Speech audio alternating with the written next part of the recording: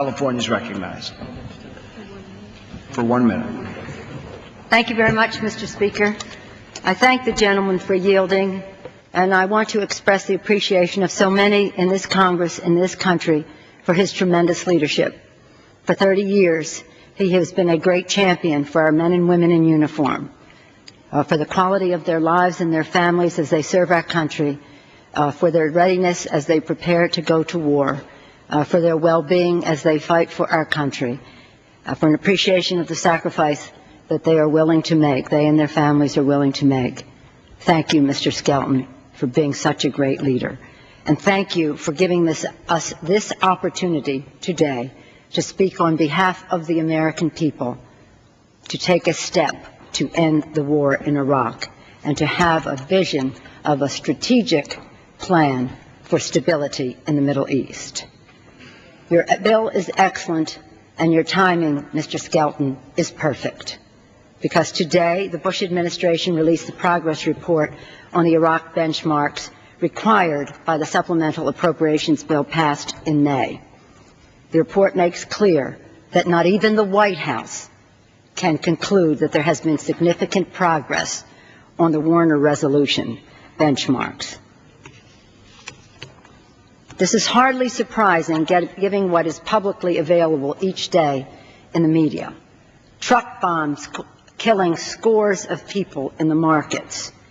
The supposedly secure green zone is rocked by a 30-minute mortar and rocket barrage.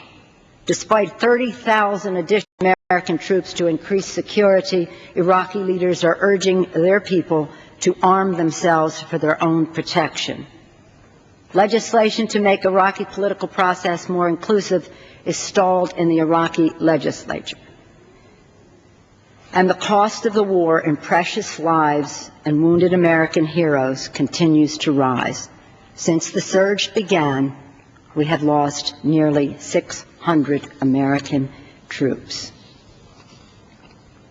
The benchmarks that are being reported on today were endorsed by President Bush and the government of Iraq to measure political reconciliation and the promotion of security in Iraq. In the 5th year of the war, the President's strategy has failed to meet those key benchmarks. President Bush continues to urge patience, but what is needed and what the American people are demanding is a new direction. Remaining bogged down in a sectarian civil war in Iraq continues an unacceptable strain on our military and serves as an effective recruiting tool for al-Qaeda. Reports about the resilience of al-Qaeda in Iraq are alarming, but assessments that the global al-Qaeda network is reconstituting its capabilities describes a far greater threat. The war is not making our military stronger to protect our interest, the American people safer, or the Middle East more secure. It prevents a refocusing of our efforts on the real war in terrorism in places like Afghanistan, and it hinders the development of a new direction strategy for greater stability in the Middle East. As General Batiste has said, and I quote, "Iraq is distracting America from what should be the focus of main effort. It is in America's best interest to rethink our national strategy, deliberately disengage from Iraq, refit and rearm our military, get serious about homeland security, and prepare to win the next phase of the struggle against worldwide extremism." The American people see the danger of clinging to an untenable situation in Iraq. That is why, by large margins, they favor a redeployment of our troops.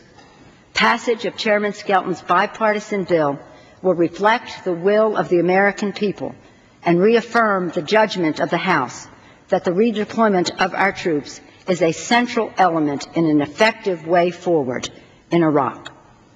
We will repeat that judgment legislatively as often as necessary, hopefully with an increasing level of support from our Republican colleagues, until pressure from the American people causes the President to change his mind and his policies. To those who urge that we wait until September, I say that it's been 4.5 years and $500 billion at least. We have already waited too long. The troops in their third and fourth tours in Iraq, those who have been so grievously wounded, and the families of those who have died deserve far better than that. After more than 3,600 lives have been lost to a flawed strategy, we have a responsibility to create a new direction. After spending $329 million every day, $329 million every day on the war in Iraq, on a war that is not making our country safer, we have an obligation to change course. After 5 years of a failed policy in Iraq, we have a duty not just to voice our opposition, but to vote to end the war. Chairman Skelton's bipartisan bill offers a step we can take today toward bringing the troops home, to creating a strategic vision for stability in the Middle East, and for beginning to rearm our military. Let us pass this bill and those that will follow in the coming weeks and provide the new direction on Iraq that the American people demand and that is so urgently needed. I urge a yes vote on the Skelton bill. Thank you, Mr. Chairman. Gentlewoman yields back.